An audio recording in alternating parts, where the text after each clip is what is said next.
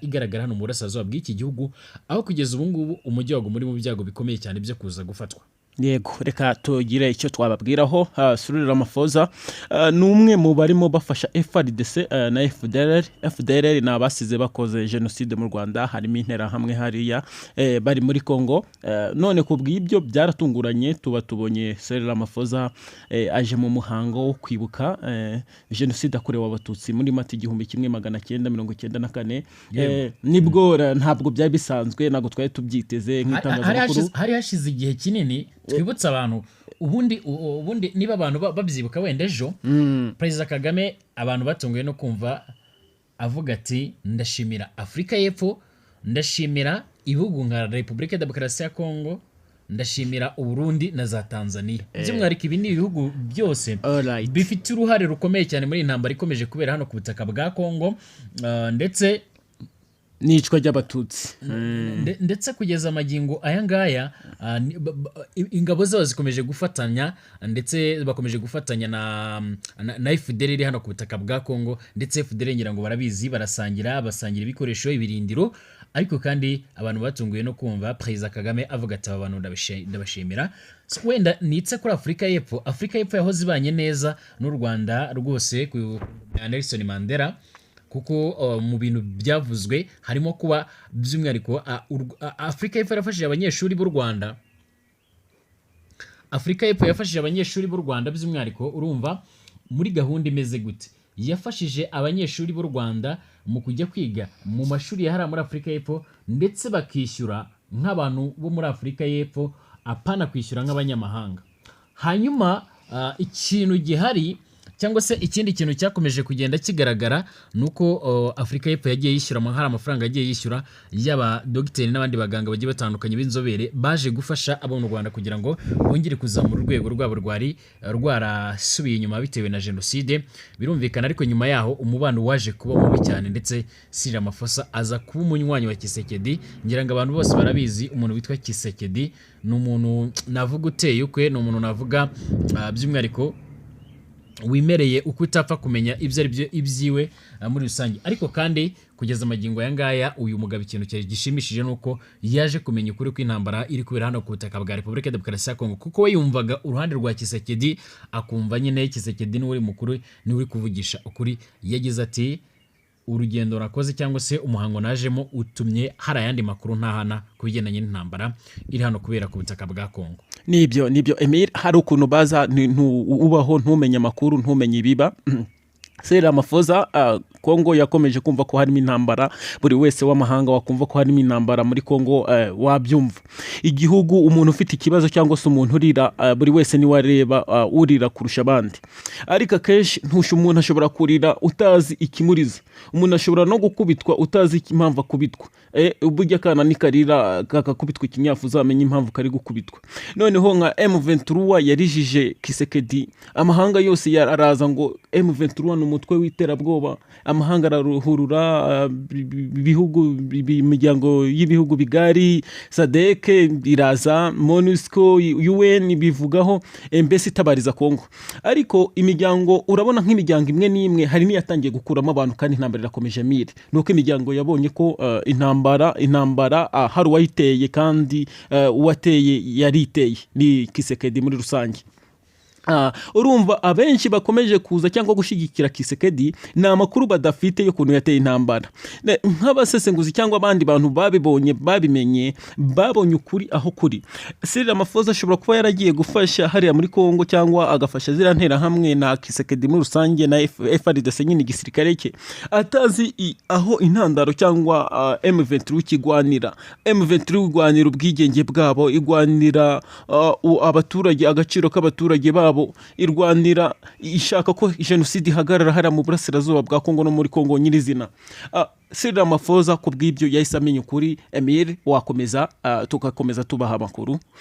Yes, ntabwo rero ibintu byoroshye, ariko kandi nagira ngo nitse wenda kubigendanye n'uru rugendo rw'uyu mutegetsi, aho kugeza amagingo aya ngaya ubwe yaje kugenda ashimangira ndetse anagaragaza neza yuko hari byinshi yaje kugenda yungukira muri uru urugendo cyangwa se muri uruzinduko yagiriye i Kigali, dore yuko akihagera rwose akihagera kwa gatandatu yahise by'umwihariko agirana ibiganiro by'umwihariko bigiye bitandukanye na Perezida wa Repubulika y'u Rwanda Paul Kagame muri Convention Center, imwe mu nyubako nziza rwose umuntu wese cyangwa se umutegetsi wese yageze mu Rwanda ahita yumva by'umwihariko kuba n'ubundi yagira mu Rwanda cyangwa se kuba nawe hari icyo yagira.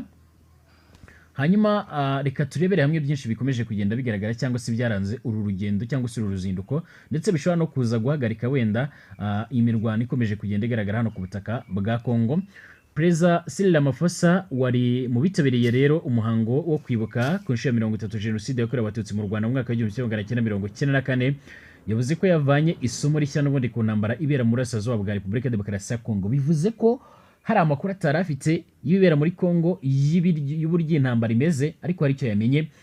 Ni ku munsi w'ejo hashize nibwo Cyril Ramaphosa wa Afurika y'Epfo n'ubundi yuriye indege asubira mu gihugu cye n'ubundi nyuma y'uko yari yageze i Kigali ahagana ku mugoroba wa gatandatu hari ku itariki 6.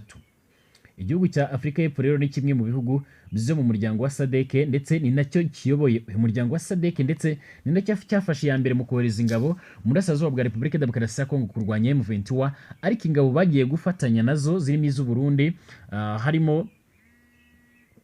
harimo ingabo z'u Burundi, harimo n'izindi ngabo nyinshi cyane zigiye zitandukanye, by'umwihariko basanzwe bafatanya zose harimo iza FDLR. Urumva ko byari uruvange. FDLR ubwaye amabara yakoze ni ibintu n'ubundi ntekereza ko byari bigoranye kuba u Rwanda rwakwakira umushyitsi nk'uyu, ariko kandi u Rwanda buriya rugira gutya rukavuga ruti ndibuka mbere yaho gato Perezida Kagame yari yavuze ati nifuza ko umubano w'u Rwanda na Afurika y'Epfo wakongera kuzamurwa ukongera ukagaragara neza, ndetse Kagame kimwe mu bintu yavuze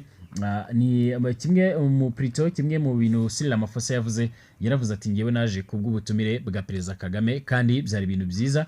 Mu kiganiro yatanze rero mbere y'uko yurira indege asubira mu gihugu cye, Perezida Cyril Ramaphosa yavuze ko hakenewe igisubizo cya politike ku bibazo biri mu burasirazuba bwa Repubulika Iharanira Demokarasi ya Kongo.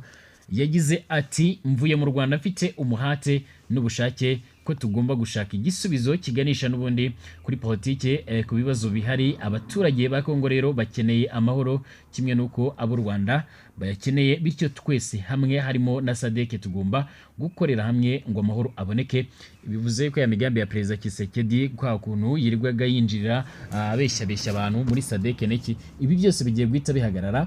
Byari byanatunguranye rero kuba yaraje kwifatanya n'abanyarwanda kwibuka ku nshuro ya 30 nk'uko nari mbivuze Jenoside yakorewe Abatutsi. Akimara kugera i Kigali rero ku mugoroba wo kuwa gatandatu yahise agirana ikiganiro na Perezida w'u Rwanda Paul Kagame. Ni ikiganiro cyabereye muri Convention Center. Umubano w'u Rwanda na Afurika y'Epfo kandi wigeze kuba mwiza mu bihe bya Perezida Thabo Mbeki nawe ubwo benshi mu bayobozi b'umutwe wa Alliance urwanya ubutegetsi bwa Kigali n'ubundi bahabwa ikaze muri Afurika y'Epfo. Bishobora n'ubundi kuba bibi cyane mu mpera z'umwaka ushize ubwo Afurika y'Epfo yohereje abasirikare muri Repubulika Iharanira Demokarasi ya Kongo. U Rwanda kandi ruvuga ko ingabo za SADC zikorana n'iza Repubulika ya Demokarasi ya Kongo zisanzwe zifitanye umubano wa hafi na FDLR irimo abasize bakoze Jenoside mu Rwanda mu mwaka wa 1994. Icyakora Cyril Ramaphosa ati rwose ntahanye umuhate ndetse n'ayandi makuru mashyashya agendanye n'iyi ntambara ikomeje kubera hano ku butaka bwa Repubulika ya Demokarasi ya Kongo.